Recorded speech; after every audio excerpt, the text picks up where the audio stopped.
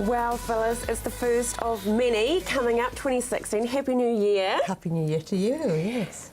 Resolutions. Yes. Well, we all try and make them. A lot of us fall off the wagon, don't they? Very soon after making them. Yeah. But you're actually a big believer in them, aren't you? I am. Like any goal setting, a resolution is just setting a goal and you put intention behind that. So it's like a manifestation process. So it's all wrapped up. Law of attraction, manifestation, setting out your goals for the year.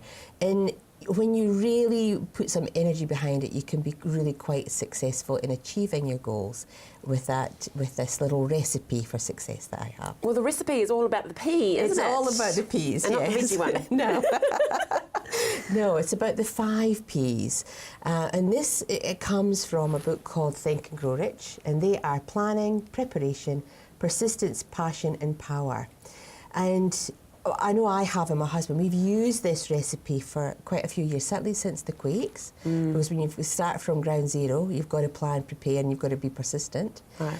And I think what people forget is they'll set a goal, Andrea, but they don't know how they're going to get there. They'll set that goal, they'll put it out there, but they know what the destination is, but they haven't created the journey. So if we're planning and preparing, if we know we want to lose 5 kilos, let's say, well, you can't just expect it to go. You actually have to make changes. You've got to plan and prepare to make those changes and then persist in making those changes so that the 5 kilos that's the end of the journey, it will be missing by the time you get there. To make it manifest. To make it manifest, yes. Passion is one of the P's. I love that. Yes, yes. When you're passionate about something, you put so much intent and really good energy behind that, and it's a pleasure. So when you're passionate about your goals, when you sort of have that energy around you that you really want to achieve it, and it's absolutely your lifetime ambition, then it makes it easier. It makes the goal setting or the goal achieving far easier. So make sure that what you're aiming for is what is really within your heart space, that you are passionate about it. Oh, great. So what's next after that then? So we've planned. Yes. We're persistent. Yes. We have the passion. Yes. So you've got to have the preparation, make sure that you've got your plan, you know where you're going, and then you've got the power. You have the power. You can't hand that over to someone else or blame it on someone else.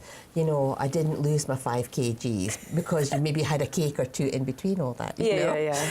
So you have the power, and keep the power. Don't let people dissuade you or pull you away from your goal setting. Even if they sort of say, well, why are you doing that? That doesn't sound like you. That's not really your issue, that's their issue.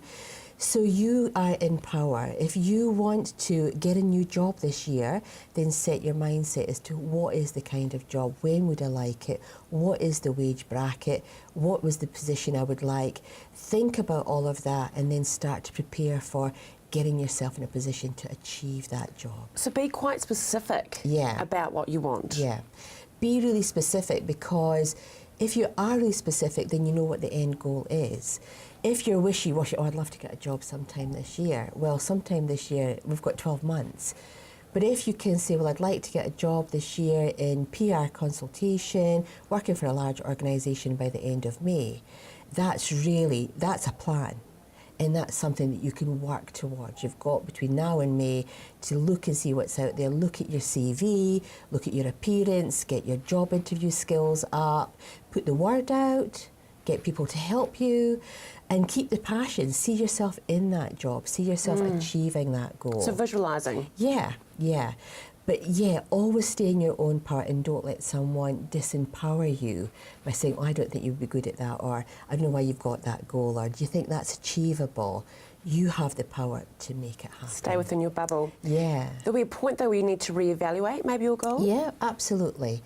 I think you've got short, medium and long-term goals. So your short-term goals might be that, you know, you want to clean out the house within an 8-week period, and you can look at that and you've achieved it.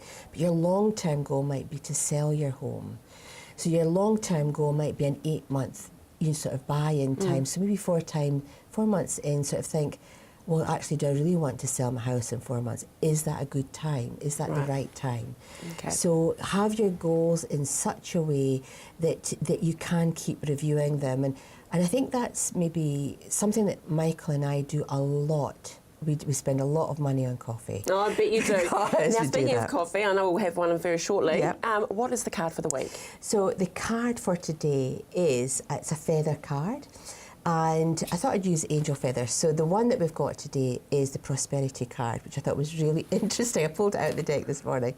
So manifest what you want, think about where you're going, and look for your angel feathers. There are always messages. Send your thoughts up and see what lands on your lap. I love it. Thanks, Phyllis. Radio, I love that. Some great advice. We'll see you in a couple of weeks. Radio, after the break, we get a little bit funny, we get a little bit giggly. We're joined by comedian Jared Fowl.